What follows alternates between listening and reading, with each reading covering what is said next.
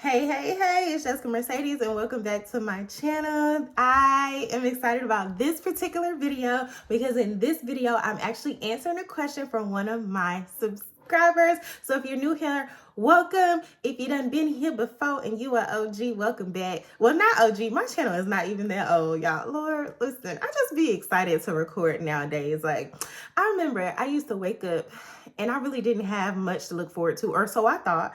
I was being a negative Nancy in a sense. And now I look forward to recording YouTube videos every day. Like, that's so cheesy. Like, girl, you are in your 30s. You look forward to recording YouTube videos.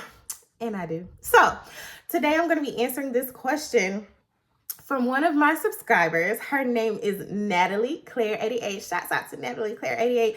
And it says, beautiful video. Your faith is encouraging. It's if I could read it right.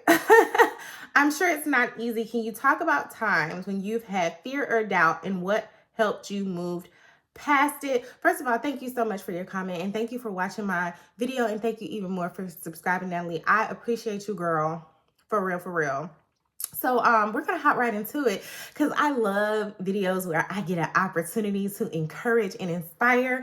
So that's what we're about to do in this video. So let me just say this. I know that I come across as an extremely joyful person. And guess what? I am. Like, naturally, I am. I have my moments. Don't get me wrong. Like, I have my moments. But I'm a naturally joyful person, right?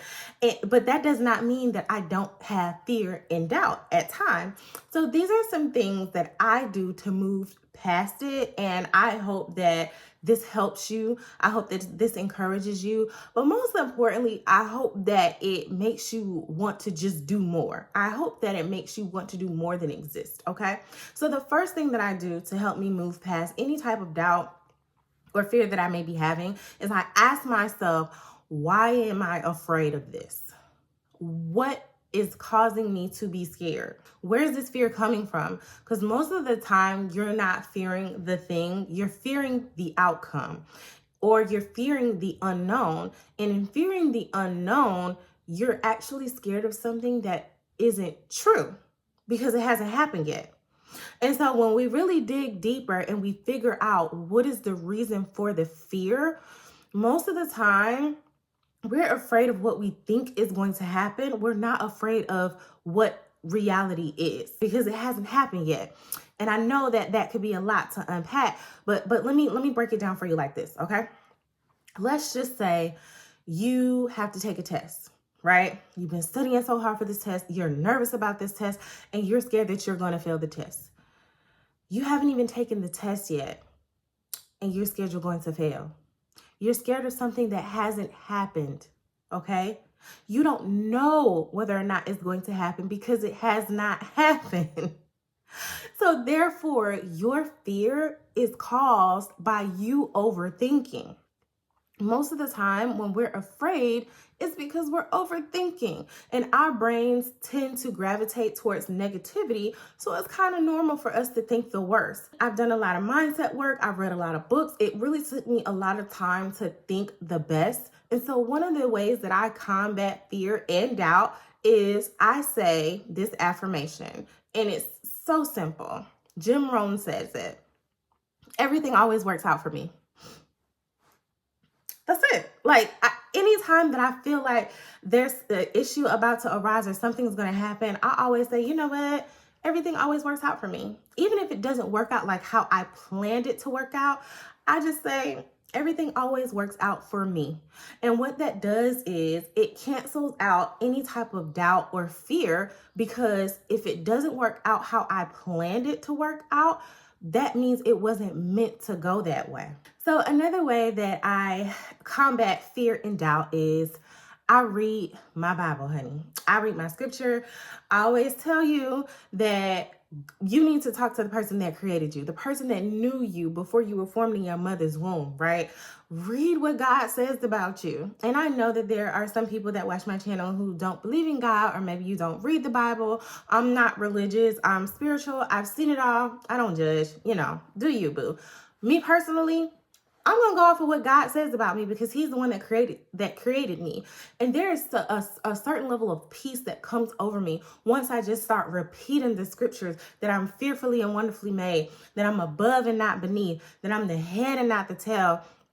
In Jeremiah 29:11, y'all know I say that one a lot. For I know the plans that I have for you, plans to prosper you. So if God knows the plan and he knows that his plan is to prosper me and give me hope and expected end, what am I worried about? What am I scared about? Why am I doubting?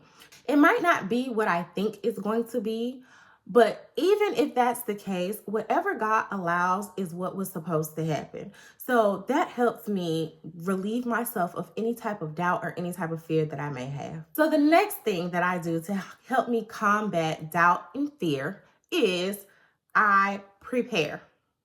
A lot of times when we're scared of something or we're in doubt about something, it's because we have not prepared. And confidence is going to help you just nix the fear and any type of doubt that you may have. When I prepare for something and I'm confident about something and I know that I know that I know, I'm not scared. Like, nervous is understandable, but scared or doubtful, no, because I practiced this. I prepared. I've read the script. I wrote the outline. I've studied this. I know what I'm talking about. I know what I'm doing because I've done it over and over and over again. So when you're prepared for something, you have no reason to be fearful or have any doubts about it because you took the time, you've put the work in to make sure that you know what it is that you're supposed to know in order to execute. Oh, that was good. In order to execute, girl. Whew.